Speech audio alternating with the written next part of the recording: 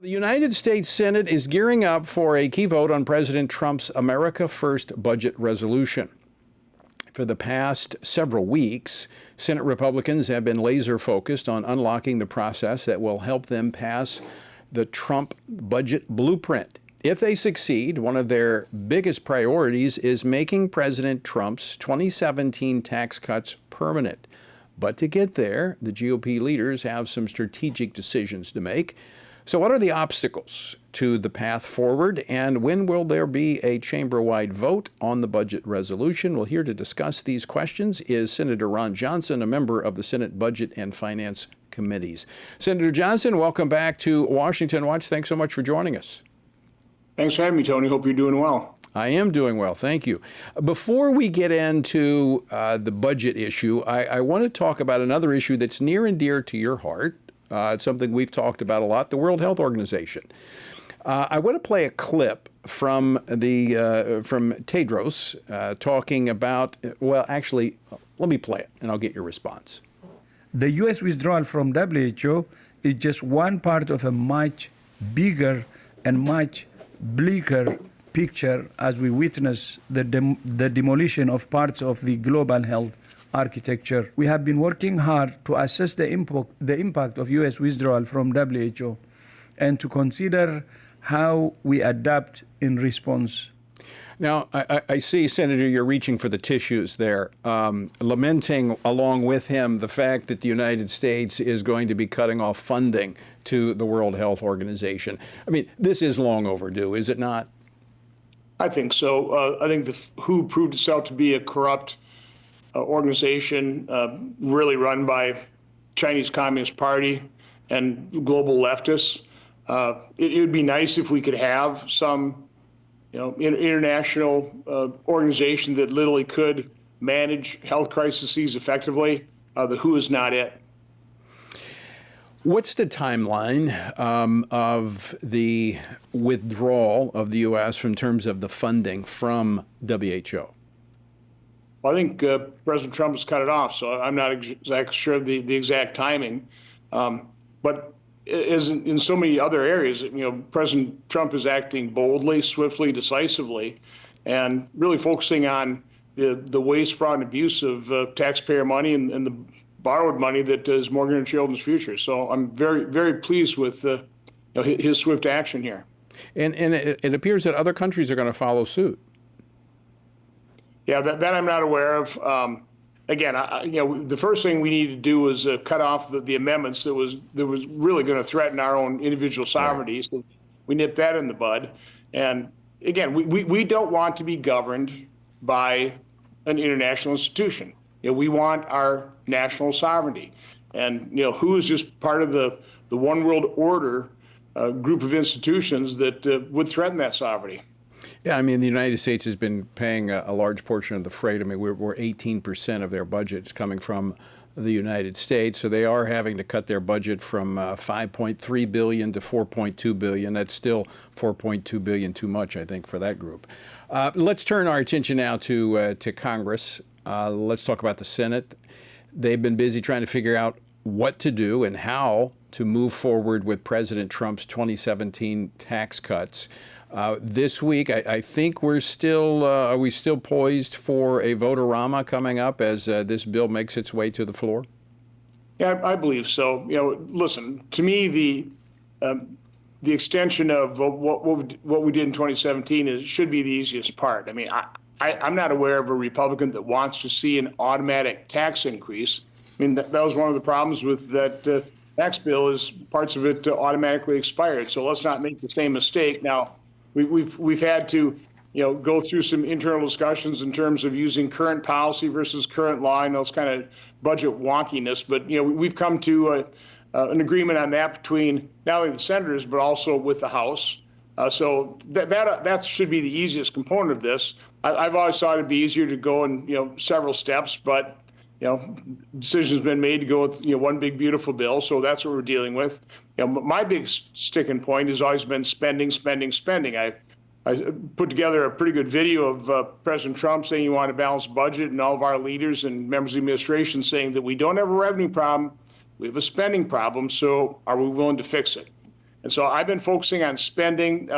We went from $4.4 trillion in 2019 to probably about $7.3 trillion this year. That's a 63% increase. There's no justification for that. A reasonable pre-pandemic baseline would be no more than $6.5 trillion. And I think we pretty well have, I don't want to put words in President Trump's mouth. Let me put it this way. I think President Trump has committed to working with us to achieve a pre-pandemic level spending, and I think even more importantly, working with us to develop a detailed and rigorous process to actually achieve it. We've never had a process to control spending. You may be interested to know the appropriation committees were established to control the big spending authorizing committees. Well, that didn't work.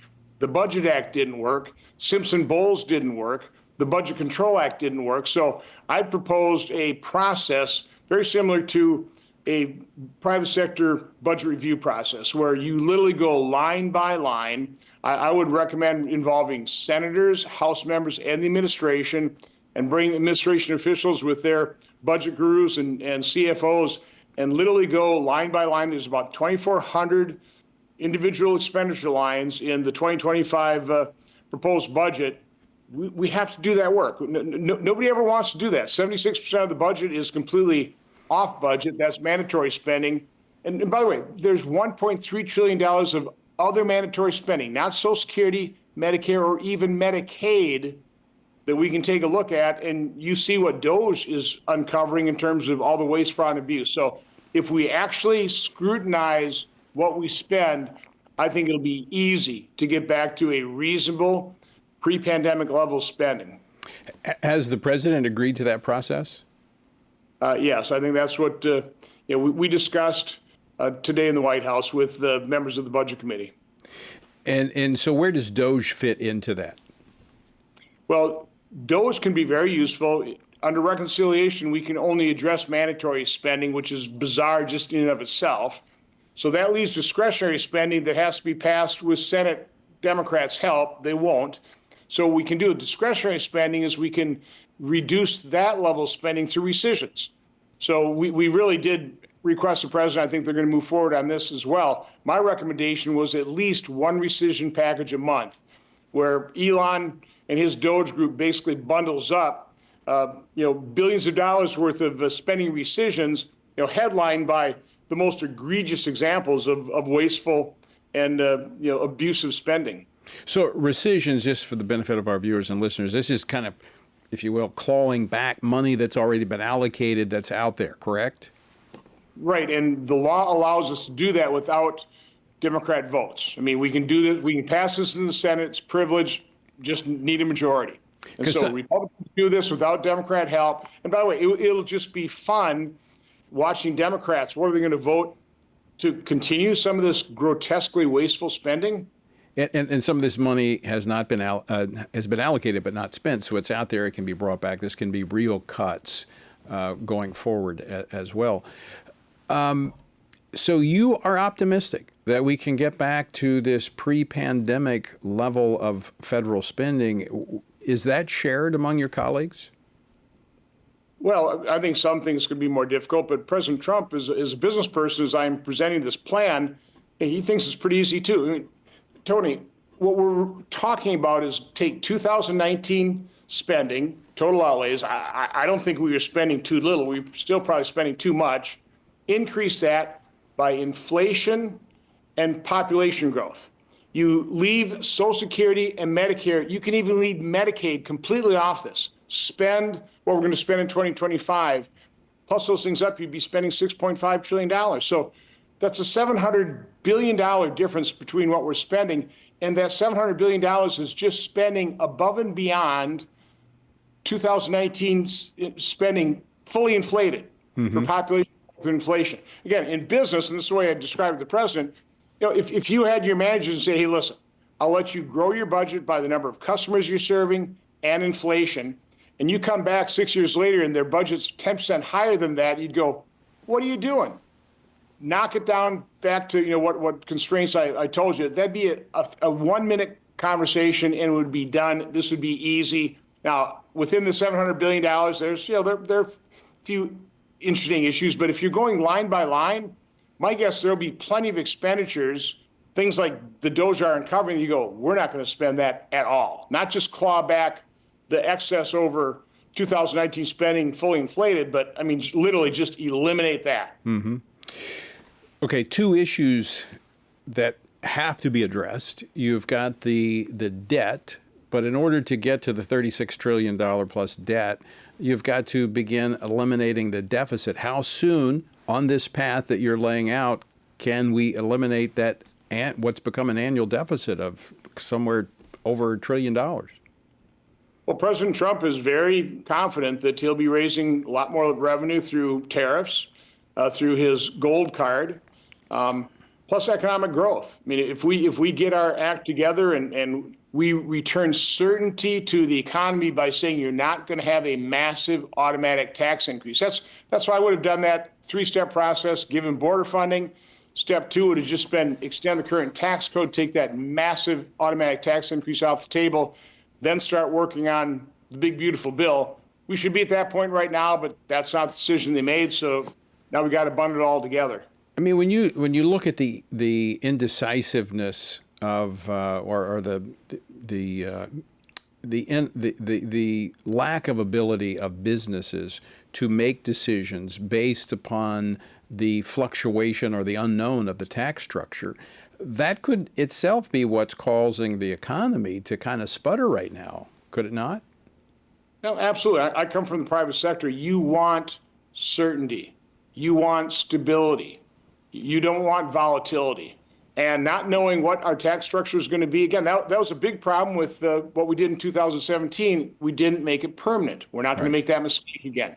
And, of course, the tariffs, again, I'll give President Trump the benefit of the doubt. I mean, it's pretty convincing as he goes through the list of what countries are charging us versus what we charge them.